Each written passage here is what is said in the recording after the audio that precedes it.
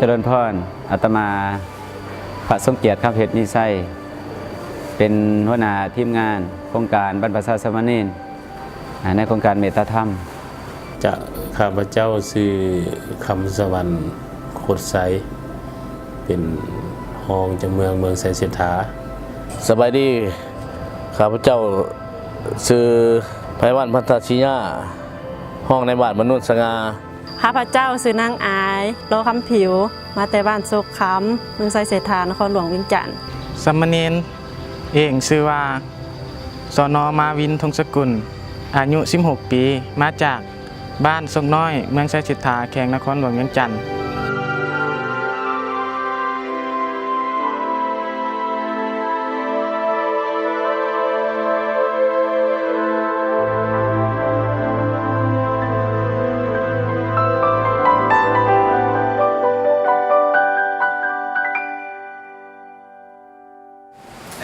การพัฒนาโฆษณาโฆษณาสินค้า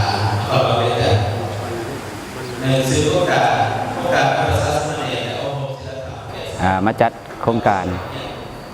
อยู่ที่วัดป่าผู้กำผาวงสัญญารามซึ่งเป็นมือเปิดวันที่11 เดือน 7 2018เนาะ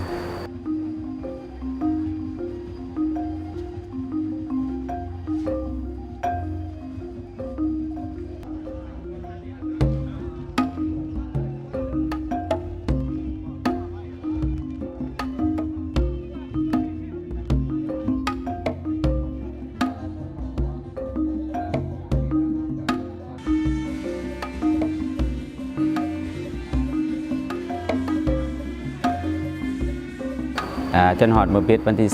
20จากนั้นจึงมีผู้เข้าร่วมทั้งหมดจึงเป็นสามเณรนั้นมีอยู่จำนวน40 องค์เป็นเยาวชนหญิง10 คนรวมกันก็เป็น10 คนแล้วมีพระวิทยากรถึงอาสาสมัคร15 องค์ในมือเปิดนั้นก็ได้เชิญทางอำนาจการปกครองทั้งบ้านและก็เมืองทั้งเมืองก็ได้เชิญทั้งภายในเมืองในเล่าสังสารเมืองปกส.เมืองวัฒนธรรมเมืองและก็ห้องหมอเมืองอันนี้เป็นภาคส่วนที่เกี่ยวข้องก็คือทั้งเมืองทั้งบ้านก็มีทั้งองค์การจัดตั้งบ้านเฒ่าแก่ในห้องทุกภาคส่วน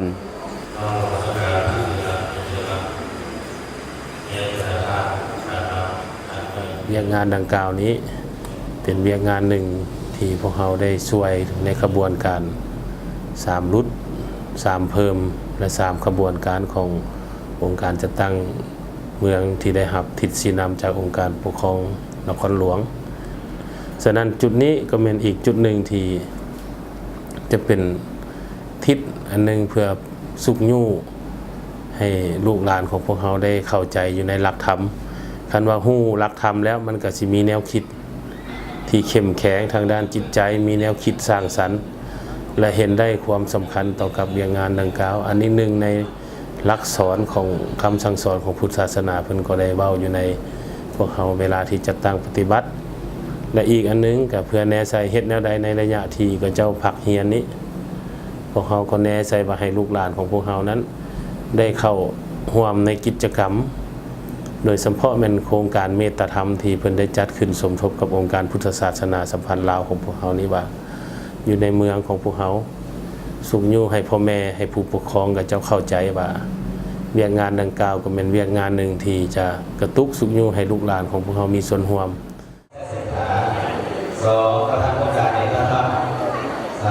หน้าบ้านของข้าพเจ้าเนาะที่ว่าโครงการเมตตาธรรมเนาะโครงการ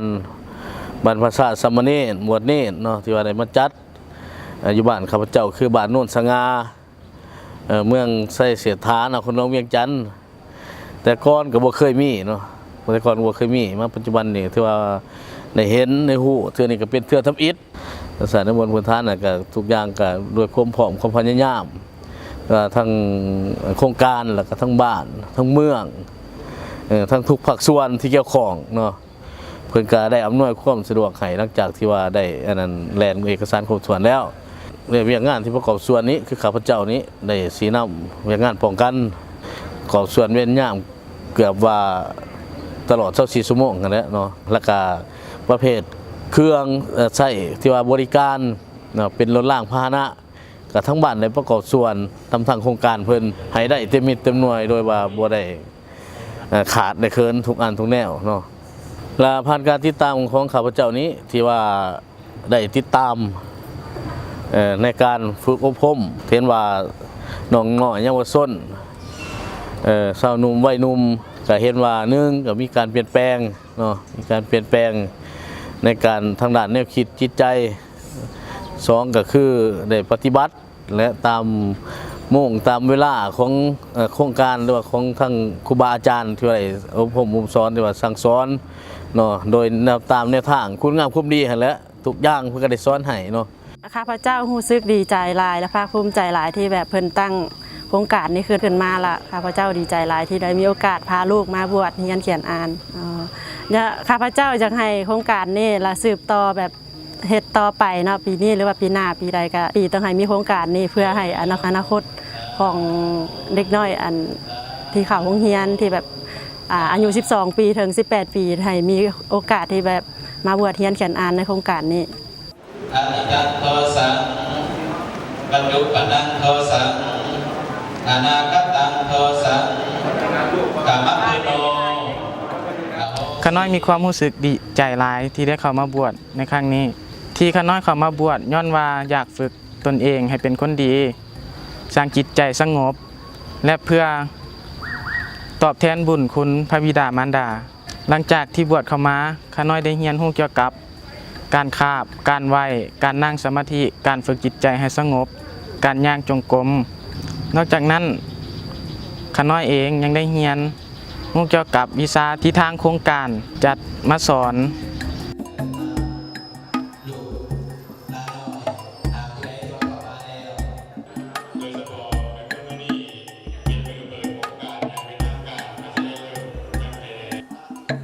กิจกรรมที่ผ่านมานั้นได้เปิดก็มีกิจกรรมหลายกิจกรรมแล้วก็มีทั้งวีซ่าทางพุทธศาสนาแล้วก็วีซ่าทางภาคสังคมวีซ่าทางภาคสังคมก็จะมีวีซ่าพุทธประวัติวีซ่าธรรมประโยควีซ่าวินัยพื้นฐานแล้วก็วีซ่าศาสนาพิธีแล้วก็ยังมีวีซ่าเสริมอีกก็มีวีซ่าหีด12ของ14อันนี้เป็นภาควีซ่าทางพุทธศาสนาแล้วก็ภาควิชาทางสังคมก็มีเอากฎหมายจราจรเอายาเสพติดแล้วก็สิทธิเด็กแล้วก็ผู้ติดเชื้อ HIV มาให้สามเณรเฮาได้รับฟังแล้วก็โครงการเฮ็ดกิจกรรมอีกก็ยังมีส่วนตอนเช้าก็มีการไหว้พระเช้าหลังจากไหว้พระเช้าแล้วก็ไปพาเณรนั่นออกไปบิณฑบาตตามบ้านต่างๆทั่วเมืองไซเศรษฐาหลังจากออกมาบิณฑบาตแล้วก็ได้รับฟังการบรรยายพิเศษจากวิทยากรที่ได้เชิญมาหลังจากนั้นช่วงบ่ายก็ได้แบ่งกลุ่มเรียนให้สามเณรเป็นกลุ่มโดยมีครูหรือว่าอาจารย์สอนนั้นไปสอนตามหลักวิชาเฉพาะของตนเองเพื่อถ่ายทอดให้สามเณรหลังจากแบ่งกลุ่มเรียนแล้วก็ได้นำพาสามเณรอนามัยในส่วนพักผ่อนคือในเวลา 4 โมงแรงไปหา 6 โมงก็ได้นำพาเน้นอนามัยตามศาลาตามห้องน้ำหรือว่าแยกขี้เหงื่ออันนี้ก็เป็นการสร้างความสามัคคีให้สามเณรแล้วก็ปลูกฝังจิตสำนึกให้เขาเจ้าได้เรียนรู้เรื่องการอยู่การกินการถิ่มขี้เหงื่อให้เป็นหลังจากนั้นภาคแรงก็ได้นำพาสามเณรย่างจงกรมภายในวัดแล้วก็ทางฝ่ายวิปัสสนาจารย์เพิ่นก็ได้สอนเรื่องการย่างจงกรมอย่างการนั่งสมาธิหลังจากนั้นก็ได้มาพาไหว้พระมีการสูตรสารพันอันนี้คือกิจกรรมประจำวัน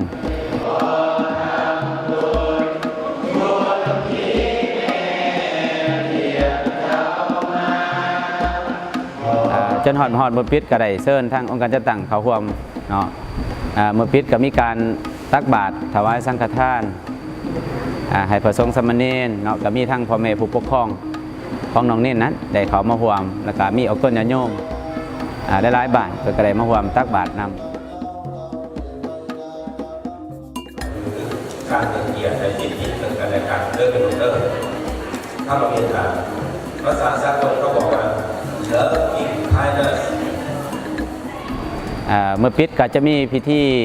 หลังจากตักบาตรแล้วก็จะมีพิธีมอบเนาะสรุปโครงการแล้วก็มอบไว้เกียรติคุณให้กับคณะการจัดตั้งบ้านเฒ่าแก่แนวโฮมแล้วก็ทั้งมอบใบอนุโมทนาให้กับเจ้าภาพเจ้าศรัทธาที่ว่ามาอุปถัมภ์ในงานบรรพชาสามเณรนอกจากนั้นก็มีทั้งคณะกรรมการได้มอบให้แก่ผู้มีศรัทธาหลังจากนั้นก็มีการมอบรางวัลให้กับสามเณรผู้ที่ว่าได้เฮียนได้เสียงได้ที่1ที่2และที่3เนาะทางโครงการก็ได้มีการมอบรางวัลให้เพื่อให้เป็นขวัญกำลังใจหลังจากนั้นก็มีการมอบใบวุฒิบัตรให้สามเณรผู้ที่ผ่านการฝึกอบรมในทางโครงการก็เฮ็ดใบวุฒิบัตรให้อันนี้เป็นทั้งกิจกรรมที่ว่าเฮ็ดหลังจากมอบใบวุฒิบัตรแล้วก็จะมีการลาสิกขาให้น้องเนรลาสิกขาแล้วก็รับศีล5แล้วก็ส่งตัวให้กับพ่อแม่ผู้ปกครองหลังจากนั้นแล้วก็ยังมีพิธีอีกเนาะก็เอิ้นว่าพิธีบ้าสีสู่ขวัญตามกีดข้องประเพณี